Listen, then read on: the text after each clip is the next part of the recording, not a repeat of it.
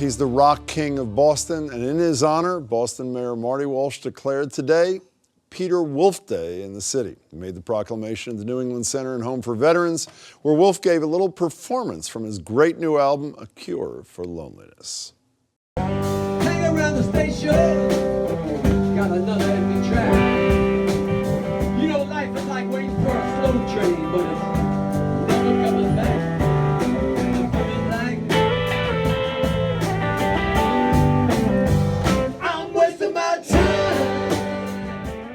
That was Peter Wolf. This is Peter Wolf. Good to see you, Peter. Good seeing you. Thanks for having me. Peter Wolf, happy Peter Wolf Day. What was that like? Well, that means I guess you get the city and you can go to every bar you want and just they just line them on up. You did this at that Veterans Center and Home. What did that mean to you? Why was this the location for this deal? Well, it was a great honor having the mayor make it Peter Wolf Day, but the biggest honor for me was being able to play with the band, the great Midnight Travelers, who have been backing me up and recording with me. But to play in the shelter for the veterans was really something that was very deep, very meaningful to me, and I was glad that I was able to help the mayor maybe bring some visibility to that great cause. And from what I understand, I wasn't there, there was an Air Force vet, formerly homeless, this guy Spencer Clark, who was just there, who had his sax and got up and played with you? Well, what he did was we were noticing out back before we went on, there's a fella with a saxophone. He's opening it up, he's putting it together, and sometimes that could be a little scary, yes. So as I was singing, I was walking towards the audience, and I could hear him through the ear. He was really playing fantastic. So I walked up and put the microphone right next to the bell of his horn, and he just started blowing. That's it was great. So you're a Bronx kid. I mean, everybody, you're like the Boston czar of rock and roll, but you're a Bronx kid. I worked there for years, so that's why I understand the connection. So who are you, a Bronx kid or a what's more in you, Peter Wolf? Well, they say you can take the boy out of the Bronx, but you can't take the Bronx out of the boy. Exactly. I think that's kind of true. But I came up here to study painting and at the Boston Museum School. I got myself a little scholarship, and first night I was up here, I slept on the Charles River. I didn't have a place to stay, and so fortunately I was walking in the halls, and this gentleman came up to me and asked me if I wanted to be his roommate. It turned out to be David Lynch, the filmmaker. Somebody may have heard of that guy. Yes. Mr. Twin Peaks and beyond. Yes, and so David and I lived on Hemingway Street for a while, and then he went off to pursue film, and I thought he kicked you out, I read. Didn't he kick you out because he didn't pay the rent? Yeah, so, he did. What do you mean he moved on? He kicked you out of his apartment. I was trying to upgrade my image, you see. And he thought I was a little too crazy. But David went on to do film, and I got into a band of art students. We called ourselves the Hallucinations, and our first series of gigs was backing up the great John Lee Hooker. Oh my God. And from that point on, I got to meet a lot of the great blues artists and heroes of mine. Speaking of the great Peter Wolf, this new CD, you know what I do, which is a little sick? When I get hooked on a song, I only play that song I've been playing Wasting Time, which we just played, like nonstop for the last, give people, A Cure for Loneliness is the name of the CD. Give us a sense of what's on there. What does it feel like? Well, basically what I tried to do is my musical tastes are so eclectic, and I'm sort of a roots-based fellow. I grew up in New York, as you knew. My first concert was at the Alan Freed Big Beat Show at the Paradise Theater on Grand Concourse. And on that show was Little Richard, Chuck Berry, Jerry Lee Lewis, Frankie Lyman and the Teenagers, Buddy Holly, Dion and the Belmonts, the Chantels, Joanne Campbell, the blonde bombshell, and man, she was.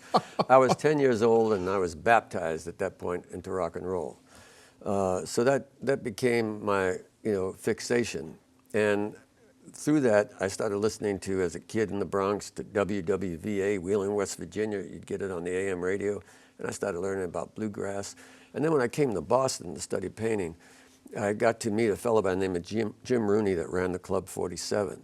And through him, I got to meet Muddy Waters, Bill Monroe, and my musical taste started to expand. Fred Taylor, who's in this town, had a great place, the Jazz Workshop in Paul's Mall. So is there a piece of all this? All of it, and it's sort of like people have now shuffles on their iPods and things. So what is the cure for loneliness? Music.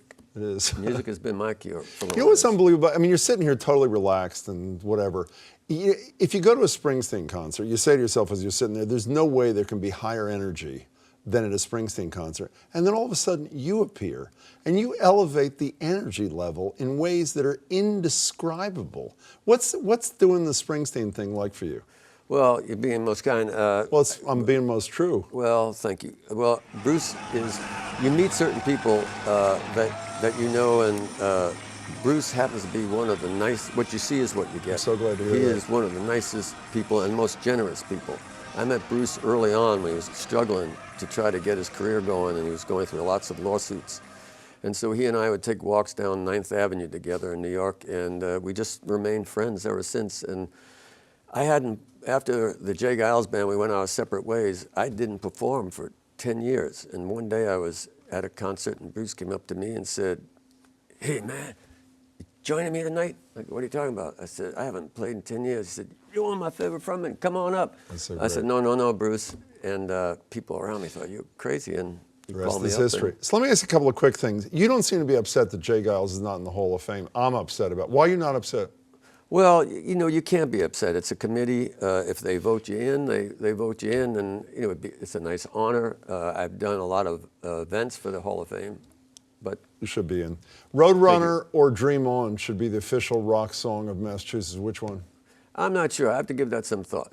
Oh, that's a pretty politic answer for No, you. well, you know, I know both the artists, so Jonathan Richman yes. and Matter of fact, Jay Giles Band gave Jonathan Richman his first gig that at the true? Modern Catacombs Theater in Boston. Okay, so a couple more quick ones. There is a rumor around that you know that there is a cassette in your possession with Iggy Pop, Mick Jagger, Brian Wilson, and you. Is that true?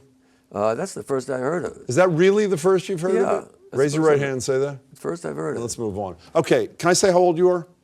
You can, sure. You're 70 years old. Yeah. Bruce Springsteen's 66. The Rolling Stones are like 96 or whatever it is. Should there be like a mandatory retirement rock? When you were a kid, when you joined Jay, was it 67 you joined Jay Giles? I believe so, yeah. 67. If I said to you, there's going to be a 70-year-old rocker or a 66-year-old rocker or a 75-year-old average age or whatever they are in the Rolling Stones band, would you have had any interest in that band? Here's the interesting thing. I love painting, but I never really thought of Picasso as being old. He was an artist.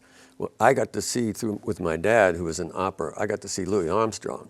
And I got to see him when I was very young, and I got to see him older on. It was still a great artist. Now, I'm not saying I'm a great artist, but artists who do mature, rock and roll has this stigmata because it was started for young kids. So everyone thinks that rock and roll is basically a youth-oriented music. But it's really an art form, not unlike jazz, not unlike painting, not unlike film. People don't say Hitchcock's old, they just say it's a later Hitchcock.